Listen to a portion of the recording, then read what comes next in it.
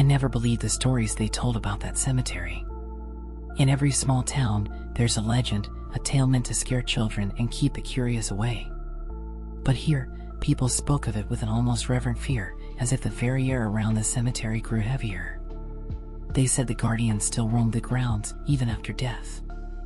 A gravedigger who supposedly continues to watch over the graves and guard the eternal silence of those who dare disturb his rest. Ridiculous, I thought.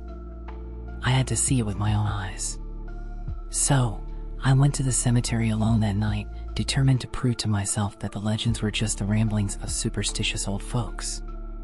When I crossed the rusted gate, I felt an unexpected chill, but I brushed it off. The moon was high, and a thick fog crawled across the ground, almost as if it had a life of its own, swallowing the tombstones in its path. The headstones stood like deformed fingers, covered in moss and cracks, names erased by time and neglect. The trees around were tall and ancient, their twisted branches resembling outstretched arms, ready to grab anyone who dared to pass. I moved forward, the flashlight trembling slightly in my hand. Each step seemed to amplify the oppressive silence. And then the sounds began. First, the snap of a branch breaking in the distance. An animal, I thought. But there were no animals there, or at least, that's what they said. I kept walking, trying to maintain my pace, until I heard a whisper. It was soft, almost imperceptible, like someone murmuring a name. My name. I stopped and turned my head, scanning the darkness. Drake. The sound seemed to come from everywhere, mixed with the wind hissing through the trees. I tried to ignore it, repeating to myself that it was just my imagination playing tricks. But with every step, the murmurs grew closer.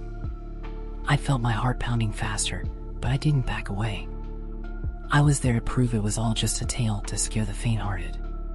However, the further I went, the stronger the feeling of being watched became.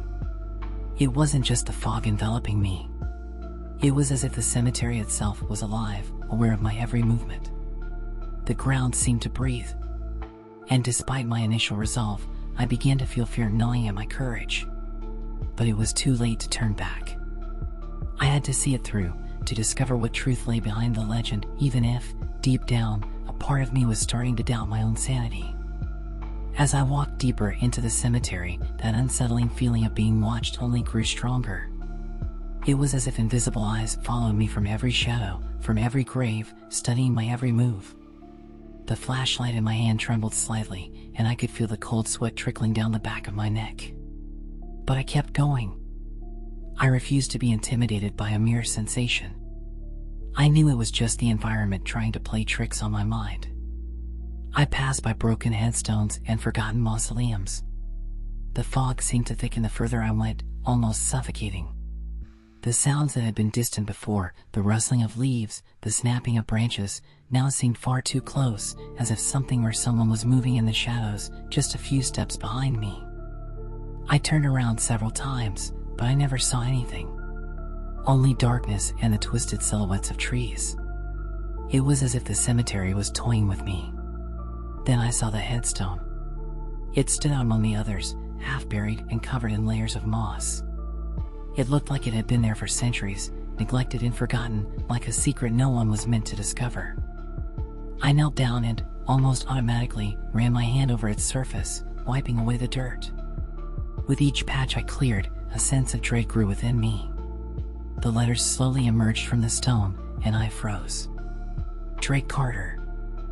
I stumbled back, my heart pounding like a frantic drum. It couldn't be. I leaned forward again, hurriedly scraping away the remaining moss, hoping it was just a coincidence. But there it was. My name, carved into the stone, with a date right below it, today. A sharp coldness spread through my entire body. My breathing became uneven, and for a moment, I thought I would pass out. It didn't make sense. Was it a trick? Did someone know I would come here? But how? I stayed there, kneeling, staring at the stone as if it would give me some kind of explanation. I should have run, I should have fled, but I couldn't move. A morbid curiosity kept me rooted in place. Who would have done this? Why? As these thoughts raced through my mind, I felt it. A chilling shiver ran down my spine, and the temperature around me seemed to plummet suddenly. There was someone behind me. I didn't need to look to know. The presence was overwhelming, like an invisible weight pressing down on my shoulders. A slow, heavy breathing began to echo in the dense air. Every instinct screamed for me to run, but my feet were glued to the ground. I wanted to turn around and confirm it was all just in my imagination, but fear kept me paralyzed. My name on the headstone. Today's date. And now, this. As if the cemetery itself was deciding my fate. And I knew I was about to meet the guardian. The cold breathing behind me intensified, a low, guttural sound, and I couldn't hold back any longer. I turned around abruptly, and then I saw him. He emerged from the shadows as if he were part of them, a tall figure, cloaked in a dark mantle that dragged along the ground. The hood covered his face, but I felt, that he was staring directly at me. In one hand, he held an old shovel, its blade stained and its handle cracked, as if it had been used thousands of times. But the worst part was the smell. A thick, nauseating stench of damp earth mixed with something else, something rotten. My whole body froze, and before I could stop myself, I took a step back. He moved forward slowly, the shovel scraping against the dirt, each movement accompanied by a grating sound, like nails scratching against stone. I didn't wait to see what he wanted. In a burst of panic, I turned and ran. But something was wrong. The fog around me seemed to close in, the paths I had just crossed no longer led anywhere. Graves I had just passed now loomed like walls, blocking my way. The trees seemed to lean in, branches entwining with one another, creating a web of shadows and leaves that prevented my escape. I ran aimlessly, stumbling and falling, the sound of the shovel always behind me, following like a death sentence. Every time I thought I found a way out, a new grave appeared, as if the cemetery itself was trapping me. You shouldn't have come. The voice was low and cold, a whisper that seemed to come from every direction at once. I stopped, panting, swinging the flashlight in all directions, trying to find where it came from. But I knew he was close. I could feel the weight of his gaze, the air becoming too heavy to breathe. Those who dare defy the guardian always pay the price. I kept moving, staggering as if I were drunk, my lungs burning, the terror blinding me. I needed to get out, but every step only led me deeper into the nightmare. The headstones now seemed to move, forming a twisted maze. There was no more logic, no right path. And then, I saw it. An open grave, freshly dug, the soil recently disturbed, as if someone knew I would be here. I approached slowly, unwillingly, my feet driven by an impulse I couldn't control. The hole was narrow and deep, its bottom swallowed by darkness. And that's when the flashlight went out. Panic exploded in my chest, and as I tried to step back, I tripped. My body fell, and the world spun as I tumbled into the grave. I hit the bottom hard, the air leaving my lungs in a groan of pain. I tried to stand, but the soil was soft and unstable, giving way beneath my weight. Above me, the gravedigger stood at the edge. The shovel raised, shoulders hunched. A slow, sadistic sound escaped from under the hood, a low, emotionless laugh. Now you understand. The first shovel of dirt fell over me, cold and heavy, spreading across my chest. I screamed, but he just kept going, methodical, filling the hole inch by inch. I tried to claw my way up, but every movement only made the dirt slide in faster. It seeped into my nose, my mouth, choking my screams. Every soul that defies the silence, another shovel of dirt fell, this time covering my legs, my frantic hands trying to push it back, but it was useless. Ends up buried alive. I could feel the pressure increasing. The darkness was complete now, every sound muffled, distant, as if I were sinking into the bottom of an abyss. The last thing I heard was the sound of the shovel digging one last time, the hollow echo of the dirt hitting wood as he finished his work. And then, just silence. I was alone. Buried.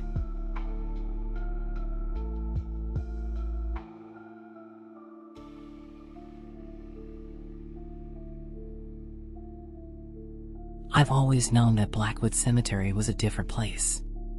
Since I was a child, I heard the whispers that drifted through the foggy nights, murmurs that seemed to call out forgotten names. The townspeople avoided that place as if it were a plague, telling stories about open graves and empty coffins that appeared out of nowhere, as if the dead had never found peace. There was something sinister about that cemetery, a palpable feeling that we were being watched by invisible eyes, waiting for someone brave enough to come near. Recently, a gravedigger was found dead, his body bearing an expression of pure terror. I was called to investigate, but the truth is that no one wanted to get involved. The circumstances were more than strange, they were terrifying. He had been a solitary man, always working in the dead of night, surrounded by tombs and the weight of history. Now he lay there, stretched out among the graves, as if he had seen something that should never have been revealed. I am Detective Jones, and my life was in shambles. My struggles with alcohol had cost me my reputation and dignity. But there was something about the gravedigger's case that made me want to dive in head first. Perhaps it was the chance to reclaim a bit of my credibility, or maybe it was the desire to confront my own demons. I decided I would go to the cemetery that night, alone. Convinced I could unravel what had happened and explain the gravedigger's death as a mere accident, I stepped into the darkness, determined to prove that it was all just the superstitions of a fearful town. But as I crossed the rusty gate, a wave of cold ran down my spine. There was something to those legends after all. As I walked through the graves of Blackwood Cemetery, the darkness seemed to come alive around me. The oppressive silence was broken only by the sound of my footsteps on the damp earth, but soon I realized there was something more, whispers floating between the tombstones, a low and unsettling melody enveloping me.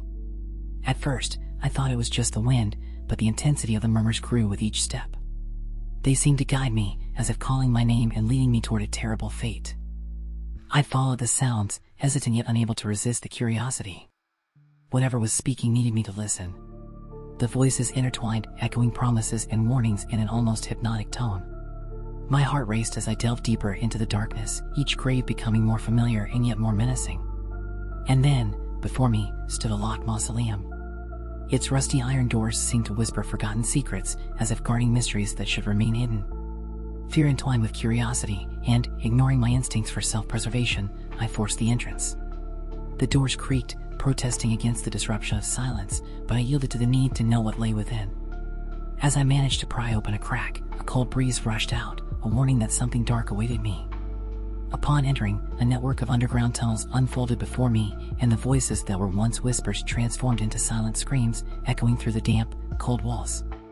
The air was thick with the smell of mold and decay, but what shocked me most were the remnants of ancient rituals. Strange markings were etched into the walls, and rusty objects littered the floor, signs that something horrendous had taken place there. As I moved further, I realized that those who dared disturb the peace of the dead were not just stories, they were prisoners, kept alive in their own coffins, condemned to endless suffering. The whispers became screams, crying out for release, and I was trapped in this nightmare. The weight of guilt and pain pulsed around me, and the feeling that I was no longer alone intensified with each passing second. I had crossed a line, and now there was no turning back. As I ventured deeper into the tunnels, the feeling of being watched intensified, as if hundreds of invisible eyes were following me. The whispers grew deafening, clamoring for attention, like a choir of tormented souls, each trying to connect, each longing to be heard. It was as if the cemetery was alive, pulsating with an insatiable desire to reveal its dark secrets. The pressure mounted, and the line between reality and madness began to blur. I struggled to maintain my sanity, but the truth became increasingly difficult to ignore. Amid the chaos, I realized that the paths were shifting around me, twisting and intertwining like serpents. The labyrinth of the cemetery was reshaping itself according to my fears, trapping me in a psychological game. Each corner I turned seemed to lead me into more darkness, more screams. I tried to remember the path I had taken, but everything blurred in my mind. The voices of the tormented souls were a constant echo, making me question whether I had truly stepped out of my reality or if this was the new reality in which I was trapped. The struggle to escape became a desperate battle, not only against external forces but against my own demons. The image of the dead gravedigger, with a look of pure terror etched on his face, returned to my mind, a grim warning of what could await me. I knew I had to confront the truth about the dark rituals and the cult that had operated in the shadows. At the same time, I needed to confront the truth about myself, about the life I had chosen, and the decisions that had led me to this moment. In a frantic rush to find an exit, each step seemed to take me further away from sanity. The voices became a deafening scream, crying out for justice, and I realized that each lost soul there had a story to tell. Finally, upon coming face to face with a large open space in the center of the labyrinth, I was confronted with a vision that paralyzed me, an altar covered with remnants of dark rituals, ancient symbols etched into the stone, and coffins lined around it, all waiting for their souls. There, I had to make a choice. Should I confront the truth about the rituals, understanding that the cult had taken many lives, or should I surrender to the whispers, becoming just another lost name among the many who cried out for release? The weight of the decision pressed against my chest, and I realized that regardless of what I chose, I was already changed. The understanding I had about life and death, about pain and liberation, was about to be transformed. The final choice lay before me, to face the darkness and uncover what had truly happened there, or to let myself be swept away by the current, joining the chorus of tormented souls that refused to rest in peace. With the voices of the dead echoing in my mind, I knew that, no matter what decision I made, the cost could be more than just my life, it could be my soul.